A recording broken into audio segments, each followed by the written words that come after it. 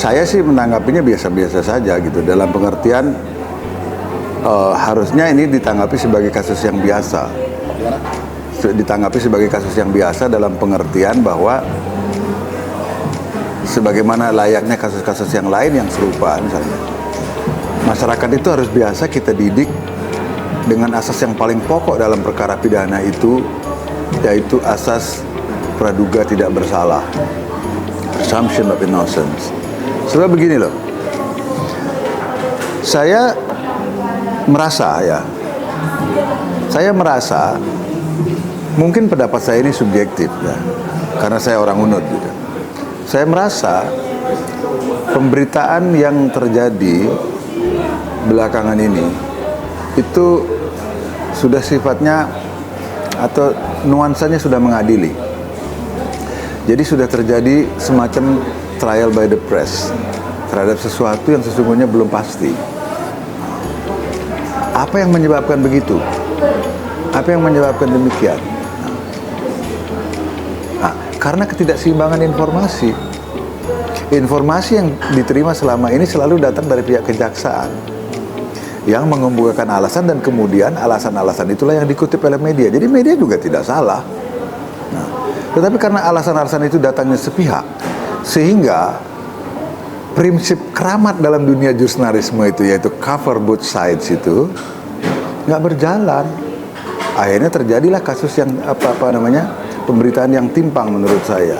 Dan saya berterima kasih Anda wawancarai sekarang ini, karena sebagai orang Unut saya juga berkepentingan bukan membela kesalahan loh, tapi menegakkan prinsip praduga tak bersalah itu penting buat saya. Ini supaya juga masyarakat mengerti. Ya kalau memang nanti Pak Rektor kami itu salah, ya silakan salahkan. Tapi jangan diadili sebelum proses hukum itu benar-benar berjalan gitu. Nah ini yang penting untuk kita sampaikan. Nah, pertanyaan-pertanyaan mendasarnya kan harus terjawab dulu. Kasus ini kasus apa? Ini persoalan SPI gitu kan. SPI itu apa? Ini kan mesti dijelaskan. Jangan tiba-tiba berbicara soal kerugian negara. Jangan tiba-tiba berbicara soal tindak pidana korupsi. Nah kemudian masyarakat awam akan menangkap itu sebagai sesuatu yang benar. Terbentuklah persepsi yang belum tentu secara hukum itu kemudian benar. Nah ini berbahaya sebenarnya, karena disadari atau tidak, apalagi kalau disengaja, seolah-olah sudah terjadi framing bahwa Rektor Universitas Udayana bersalah melakukan korupsi atau tidak-tidaknya menyalahgunakan uang SPI dengan jumlah yang mengagumkan seperti itu. Dari mana datangnya itu? Bagaimana cara menghitungnya? Nah, gimana? Apa itu uang negara? Apa itu kerugian keuangan negara? Siapa yang boleh menghitung kerugian keuangan negara itu? Apakah boleh keuangan negara itu diperkirakan? Dikira-kirakan? Kalau boleh, siapa yang boleh melaksanakan itu? Itu kan harus jelas. Ini yang selama ini tidak terjadi pemberitaan yang seimbang. Inspektorat dan BPK tidak menemukan kerugian. Bukan hanya itu dan BPK, Inspektorat, BPK, BPKP, Satuan Pengawas Internal dari kampus Unut, apa satu lagi, kalau nggak salah ada 5 deh itu. Nah, kenapa terjadi dua objek yang sama yang dalam tanda petik diselidiki oleh begitu banyak pihak, tapi menghasilkan kesimpulan yang berbeda? Ini kan pasti ada sesuatu yang salah. Ibaratnya begini loh, jika terhadap satu fakta ada 2 orang yang berkait dengan fakta itu, kemudian 2 orang ini memberikan keterangan yang berbeda, salah satunya pasti berbohong. Kan begitu penalarannya, ya enggak? Kalau terhadap satu fakta ada 2 orang yang terkait dengan fakta itu memberikan keterangan yang berbeda, satunya pasti berbohong. Nah, siapa sekarang yang berbohong ini? Nah, inilah yang harus dibuktikan oleh proses hukum. Nah, kalau misalnya Pak Rektor mempunyai alasan-alasan yang kuat untuk menyatakan bahwa diri beliau tidak bersalah, kita harus bela ininya. Tapi sebaliknya kalau memang terjadi, ya tindak pidana itu nggak usah diadili lewat media gitu loh, maksud saya. Biarlah proses hukum itu berjalan kalau nanti ini. Bagaimana misalnya nanti kalau ternyata terbukti tidak bersalah, sementara kerugian sudah keburu diderita, nama baik sudah ini, anaknya sudah menderita terangan psikolog, keluarganya sudah merasa sangat tersudutkan. Stigmatisasi. Keluarga besarnya, bahkan kampus kami sebagai institusi sudah tersudutkan. Misalnya, bagaimana kalau kemudian ternyata beliau oleh pengadilan diputus tidak bersalah? Siapa yang akan mengembalikan ini? Walaupun pengadilan kemudian memutuskan mengembalikan segala martabat dan kehormatannya, kan itu putusan formal. Tapi image yang terbentuk itu sudah keburu merusak. Makanya dalam bahasa Inggris itu kan ada istilah the damage has been done, gitu kan? Kerusakan sudah keburu terjadi. Ini yang berbahaya gitu loh. Jangan ini. Nah, saya kira apa yang saya bicarakan saya cukup fair kok. Saya mengcover kedua belah pihak kan dari ininya. Ya dari artinya janganlah caranya seperti itu. Gitu. Biarkanlah fair play berjalan. Biarkan hukum bekerja secara normal gitu loh kalau memang ini. Jangan juga terlalu dibesar-besarkan untuk hal-hal yang sesungguhnya memang tidak sebesar itu misalnya gitu ya. Tetapi juga jangan juga menyederhanakan kalau memang persoalannya memang persoalan serius. Itu kan acap kali terjadi begitu. Nah kita ini. Nah inilah mudah-mudahan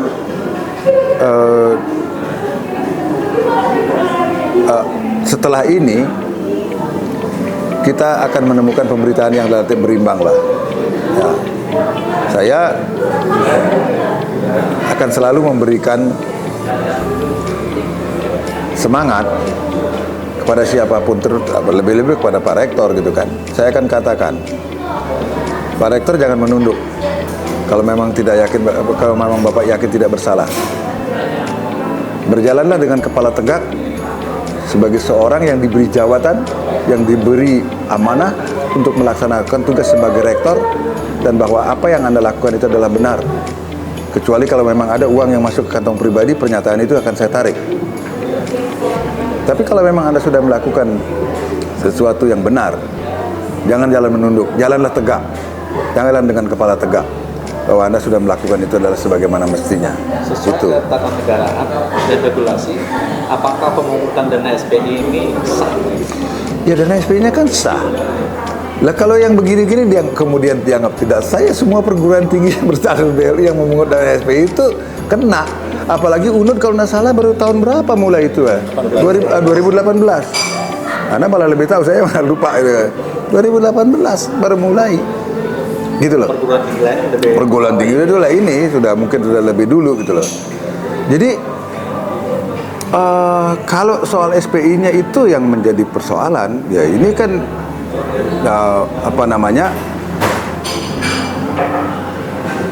bukan masalah hukum jadinya gitu kalau menurut saya. Nah, mengada-ada lah kalau jadinya itu kan, kalau saya mau katakan begitu. Atau kalau ada kesalahan itu bukan soal pidananya, berarti soal administratif. Apakah Kejaksaan Tinggi Bali selama ini terburu-buru menetapkan kerugian negara yang begitu besar itu? Nah itu yang jadi pertanyaan saya tadi. Kalau memang ada kerugian negara gitu kan di situ, mengapa auditor lain yang resmi? Anda percaya nggak dengan BPK? Percaya nggak dengan BPKP?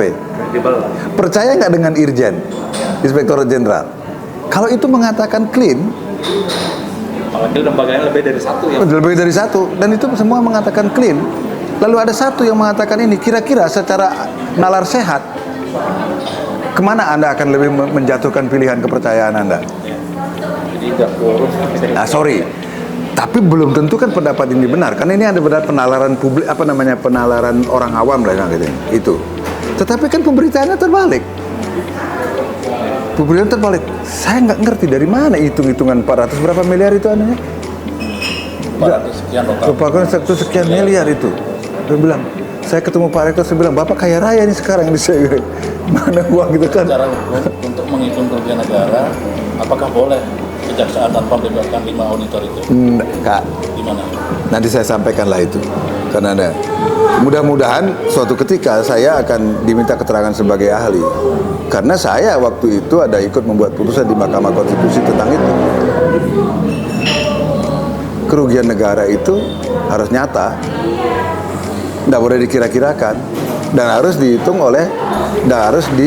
atau dinyatakan oleh lembaga institusi yang mempunyai kewenangan untuk itu. Disebutkan lagi seperti BPK, BPKP, dan auditor independen dan sebagainya. Kan bahwa semua itu sudah disetorkan ke rekening negara gitu ya. Nah itu kan rekening, makanya itu kan.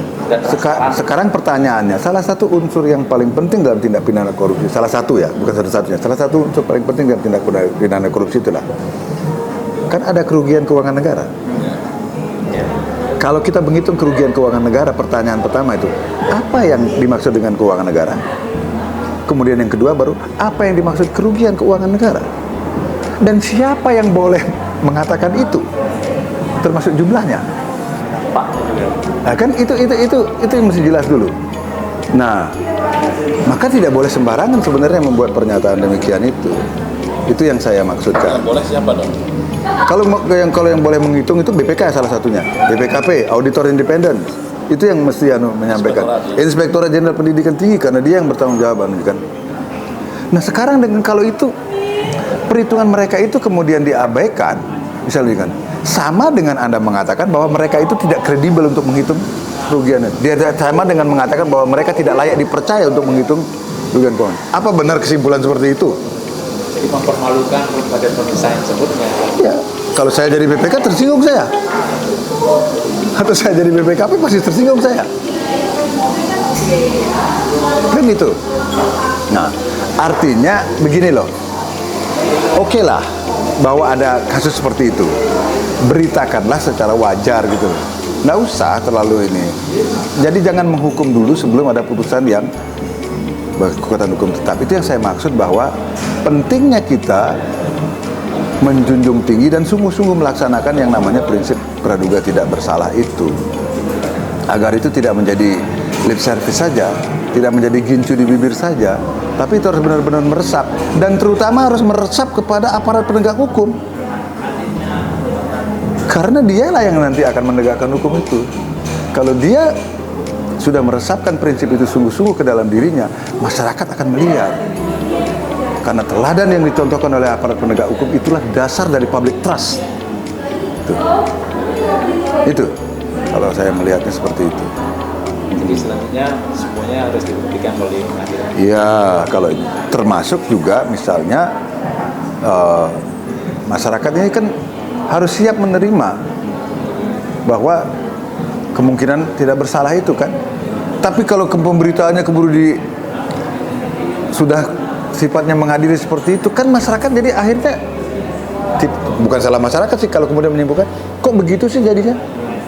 Padahal misalnya hakimnya memutus sudah dengan benar, pertimbangan hukumnya sudah benar, ternyata kemudian misalnya terbukti tidak bersalah. Terus gimana? Kita sudah keburu menghakimi itu. Bagaimana kita akan memulihkan nama baik orang yang sudah terburu tercemar, terlanjur tercemar oleh hal itu? Nah itu yang menjadi ini. Dan sebagai orang Bali, kita kan orang Bali itu senang dengan prinsip melihat ke dalam mulat sarira itu kan. Bagaimana kalau kita sendiri yang berada di pihak demikian? Kira-kira apa perasaan kita kalau kita berada pada pihak yang seperti itu? Jadi ada upaya, katakanlah upaya kriminalisasi terhadap sektor nur. Saya tidak mengatakan kriminalisasi, tapi yang saya katakan adalah berita yang tidak berimbang, yang kemudian membuat persepsi masyarakat itu seolah-olah sudah melihat rektor UNUD dan Universitas Udayana sebagai person dan institusi yang bersalah. Itu yang menurut saya harus di-clearkan. Gitu. Apakah sempat mendengar adanya isu internal sendiri ada semacam rivalitas gitu ya?